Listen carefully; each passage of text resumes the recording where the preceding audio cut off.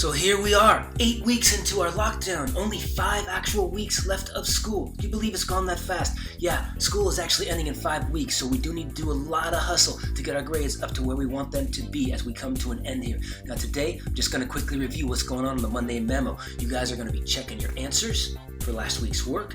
You're going to be starting in with Latin Stems 8, and you have 2 new Aztec docs to be looking at. We will be coming back to all of these later. Big lesson for today though, well, first off, Mac came out. Yeah, nice and sunny outside. Mac stuck his head out, had to go play. We might check in with him again later. Maybe he'll even let us meet his girlfriend. Don't know, but hey, Mac likes being outside. Who doesn't? So anyway, today's big lesson is about writing complete sentences. Something that we have been focusing all year on, but writing complete, correct sentences, that's been a bit of a challenge looking at the grades that have been coming in lately. So we're going to head out for a quick lesson on how do we handle Latin stems correctly. So let's talk about Latin stems. And let's do a little check-in to make sure our grades can get up. We got so many G's coming in, partly because there are incomplete sentences. We need to talk about using complete sentences on our Latin stems assignments. We also need to talk about reading instructions thoroughly, because that's what's kicking our grades down. That's why a lot of us are not getting the CIs we should be getting. So first off, complete sentences. Let's talk about using complete sentences and what they mean. A complete sentence always, number one, has a subject and a verb. Subjects are something that does an action. The verb is the action. Sample sentence. Here's a little simple sentence. Tommy ate a pizza. What's the subject? Pause and think if you need to. Well, the subject is, what's the thing that's doing an action? Tommy. Tommy's doing something. Tommy's the subject of that sentence. What action is Tommy doing? He's eating something. Ate. Ate is your verb. Tommy ate a pizza has a subject, has a verb. So far, it's a complete looking sentence. Here's another. Ed and Paul climbed the wall. All right, let's look at Ed and Paul here. They are clearly our subject because they're doing something. The thing that they're doing, the action is climbing. They climbed the wall. It's got a subject, got a verb. These are pretty complete so far. Let's look at a more complicated sentence though. The nurse told the president to listen up and wear a mask. All right, is it a complete sentence? Does it have a subject? Well, you might think, oh, yeah, the president, that's the subject, because that's the big word, it's capitalized. Well, is the president actually doing anything in this sentence? Not really. Somebody else is doing the actual action here. The president is just there getting told to do something. Who's telling him? Nurses. The nurse is our subject. What's the verb? Is it to listen up and wear? Well, is anybody actually listening and wearing a mask in this sentence? Those are verbs. But is the president, do we know for a fact that he's listening? Is he going to wear a mask? Not really. He's being told to do that by the nurse. So if the nurse is our subject, the verb has to do with what our subject, the nurse, is doing.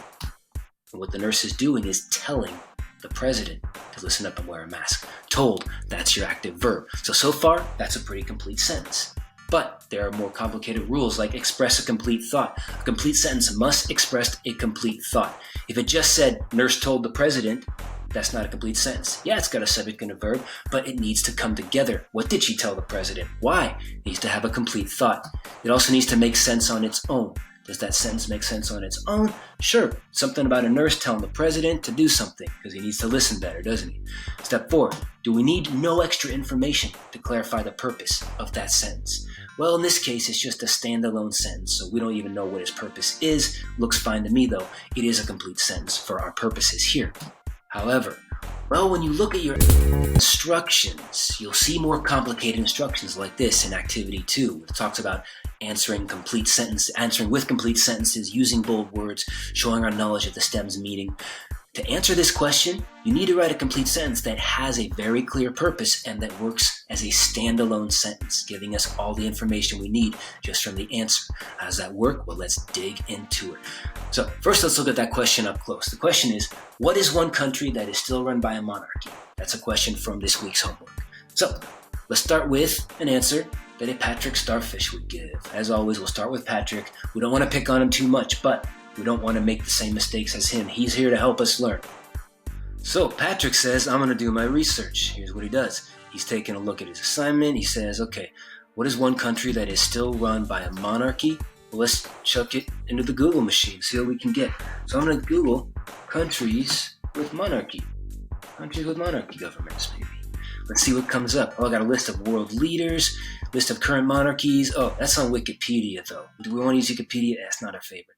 Let's look at some more interesting more reliable websites. Check it out, usnews.com. Better source of information. Let's open that in a new tab. Keep digging down. There's an info, please. Kingdoms and monarchies of the world. Let's double check back and forth. The Washington Post, that's pretty reliable. But let's take a look at those two websites we checked out already. Countries with monarchies here at usnews.com, which has actually got a pretty good reputation. It's real news. We know it's been researched well. It's got a whole list. Let's read through here. It says different monarchies. Sure, it's going to give us there's Andorra. There's a Principality of Andorra. It's a country between France and Spain, bordering France and Spain. That's an option. Bahrain's on the Persian Gulf. That has a monarchy. Belgium. I've heard of Belgium. I'll go with Belgium. Okay. So there's an option. Let's just cross-check it, though, with that other website. Kingdoms and monarchies of the world. And okay, there it is. This is infoplease.com, also pretty reliable. Bahrain's there, Belgium's there. We got everything we need. Patrick Starfish knows he's got his information. So, Belgium. All right, you can tell right away there are issues with this. Let's get into it. Why? Patrick's, he's celebrating. Why? No. Complete sentence. Is it a complete sentence? Does it have a subject and a verb? Well, it's got a subject. Belgium is there, but is it actually doing something? Not really. It might just be an object. There's definitely no verb. It's clearly not that. Does it express a complete thought? No. Belgium. What about it? Are you pointing it out to me? Are you worried about it? Are you talking about it for fun? I don't know. No complete thought. Does it make sense on its own? Not at all. If someone just runs up and yells, Belgium, are they making sense? No. Does it need extra information to clarify its purpose? Absolutely. We have no idea what he's talking about. A one-word sentence is not a complete sentence. Certainly not a good answer to a question on homework. Let's move on. Patrick, did he also restate the question? That is the clearest problem with his issue. Restating the question. Let's take a look at what our actual question was. Think back to that worksheet. What is one country that is still run by a monarchy? Let's look at the Minion's point of view now. Minion rereads that question. What is one country that is still run by a monarchy? He says, okay, clearly I need to mention some key words there. I need to restate the question. Minions know how to do that. So in his answer, he's going to say, Belgium has a monarchy. All right. Is it a complete sentence? He's celebrating, but let's help him out here. Does it have a subject and a verb? Well, yeah. Belgium is the subject and has is the verb. It does have a subject and a verb. So far, so good. Does it express a complete thought? It seems to. It's telling us that Belgium has a monarchy. It's a very short thought, but it's more or less complete. Does it make sense on its own? Kind of. You're saying Belgium has a monarchy, but you're not really telling me why you're saying that. Did I ask you about Belgium's government? Did I ask you about the type of government? Did I ask you what countries have governments? It's not quite clear because we're not exactly restating the question here. Biggest deal of all here. Does it need no extra information to clarify its purpose? Well, that's an issue. Let's take a look at why this is actually incorrect. Here's the problem. Here's the big problem with this one. What is one country? It doesn't tell us that it's talking about one country in particular or one from a list. It doesn't mention that it's run by a monarchy. Does it even tell us what a monarchy is? And does it even mention that key, that Latin stem, archy? That was the whole point of this exercise. It's a sheet about Latin stems. We're not just interested in you answering the questions. We're interested in you telling us what those stems mean. So number 4, wrong. It doesn't fully clarify its purpose. What's the point of writing Belgium has a monarchy? Here's what you got to look at. Reading instructions thoroughly, our other key point from today. Let's always, before you think you're done with a question, make sure you reread those instructions thoroughly to make sure you're answering every step correctly. So let's take a look at those instructions. Directly from our worksheet, activity 2, it says to answer the following incomplete sentences, use the bold word in your response, and show your knowledge of the stem's meaning. So our bold word there, monarchy, you can see that for number 1, what is one country that's still run by a monarchy? And by the way, what's the stem? It's archy. Did we read all those instructions thoroughly? Okay, double check the instructions. Did you do that, Minion? Not exactly. How do I know that? Well, let's look at step 2 here. Make sure you answer every part of the question. Here's what he was asked to do. Use the bold word. Did he do that? He did. He mentioned monarchy. He clearly wrote the word monarchy, so that part's okay. Did he write a complete sentence? He did. Belgium has a monarchy. Subject and verb, it seems to be pretty complete, but here's the big issue. Did he show knowledge of the stem's meaning? One more time, what's our stem? We're learning it for the first time this week. But the stem here is archy, and archy has to do with rules or to rule, the type of ruling or leadership going on in the country. Did he show knowledge of that stem's meaning? No, not at all. Didn't even clarify the word. What does the word monarchy mean? What does the stem archy mean? Wouldn't it help just to be more thorough and say that? Just takes a few more words.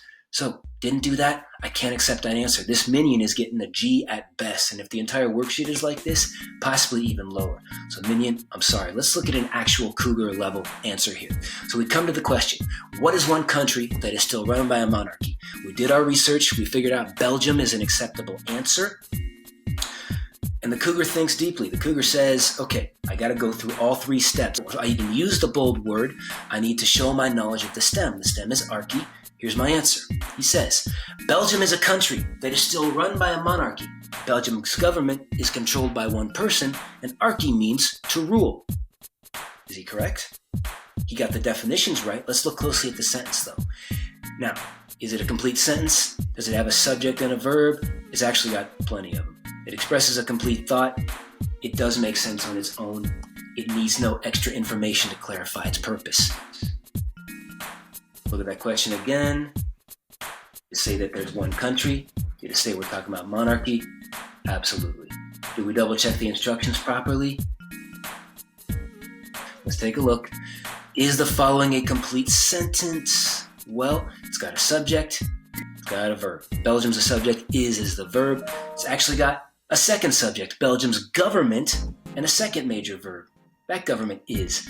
Two complete sentences here. Did we use the bold word? Absolutely, we mentioned monarchy. Did we show our knowledge of the stem's meaning? Well, not only did we define what archy and monarchy is, we define what monarchy is too. Monarchy is controlled by one person, and archy means to rule. We have a definition of the stem. Now, since we've followed every step, we've reread our instructions carefully, and we've answered every single piece of that question, we're officially done with this question. We're on our way to earning CI for the whole assignment. We can move on to the next question. That's how you answer like a true Krueger. That's all you need to do to nail this week's homework. So without further ado, email me if you have any questions. Let's all get to work. And as promised, here's Mac and his Rottweiler lady friend. Don't you wish you could have this much fun? We all should, huh? See you next time.